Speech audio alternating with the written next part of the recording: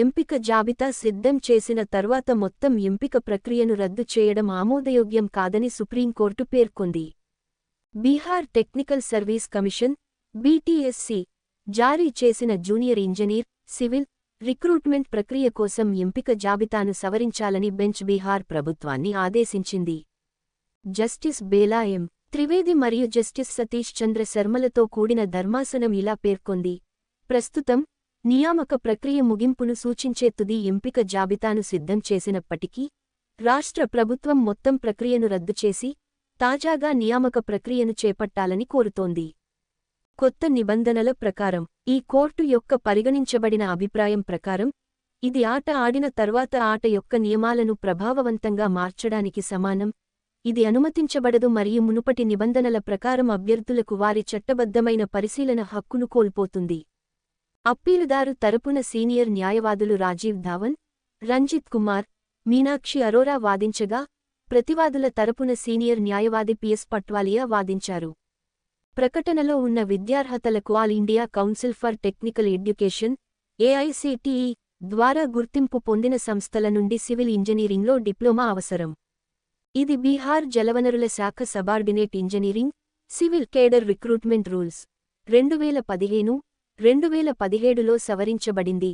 Recruitment rules యొక్క rule 9(1)(e) నుండి తీసుకోబడింది. అప్పీలుదారులు యూనివర్సిటీ గ్రాంట్స్ కమిషన్ యూజీసీ ఆమోదించిన ప్రైవేట్ విశ్వవిద్యాలయాల నుండి డిప్లొమాలు పొందారు. కానీ ఏఐసిటిఈ కాదు. ఇది చెల్లుబాటు అయ్యేదిగా పరిగణించబడుతుందనే కారణంతో ఈ అవసరం సవాలు చేయబడింది.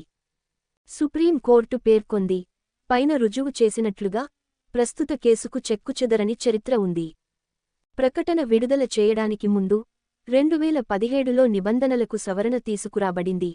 ముఖ్యంగా రూల్ 9కి, ఇది ఏఐసిటిఈ ఆమోదించిన ఇన్స్టిట్యూట్ నుండి డిప్లొమా పొందిన అభ్యర్థులకు మాత్రమే అర్హత ప్రమాణాలను పరిమితం చేసింది. నియామక ప్రక్రియ ముగింపుకు సంకేతంగా తుది ఎంపిక జాబితాను సిద్ధం చేసినప్పటికీ, రాష్ట్ర ప్రభుత్వం మొత్తం ప్రక్రియను రద్దు చేసి, కొత్త నిబంధనల ప్రకారం తాజా నియామక ప్రక్రియను చేపట్టాలని కోరిందని కోర్టు పేర్కొంది.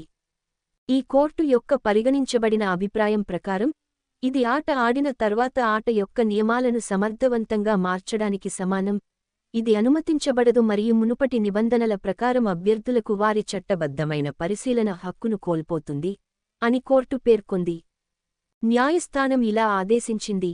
కాబట్టి, మార్చి 8, 2019 నాటి ప్రకటనలో ప్రకటించిన ఖాళీల కోసం తాజా ఎంపిక జాబితాను మెరిటోరియస్ అభ్యర్థులతో తయారు చేయాలని ఆదేశించాల్సిన అవసరం ఉంది.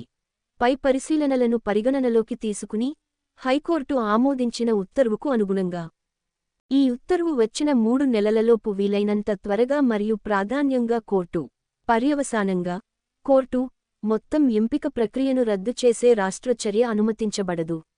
ఈ కేసు యొక్క విచిత్రమైన పరిస్థితుల దృష్ట్యా, ప్రత్యేకించి ప్రభుత్వ పనితీరుకు ఆటంకం కలిగించే భారీ సంఖ్యలో ఖాళీగా ఉన్న పోస్టులకు దారితీసే దీర్ఘకాలిక పెండింగ్ల దృష్ట్యా, తాజా ఎంపిక జాబితాతో రాష్ట్రం బీటీఎస్సీ కొనసాగడం సముచితమని ఈ కోర్టు గుర్తించింది. దీంతో సుప్రీం కోర్టు అప్పీలును కొట్టివేసింది. శీర్షిక: శశిభూషణ్ ప్రసాద్ సింగ్ వి. ది స్టేట్ ఆఫ్ బీహార్ మరియు ఆర్స్.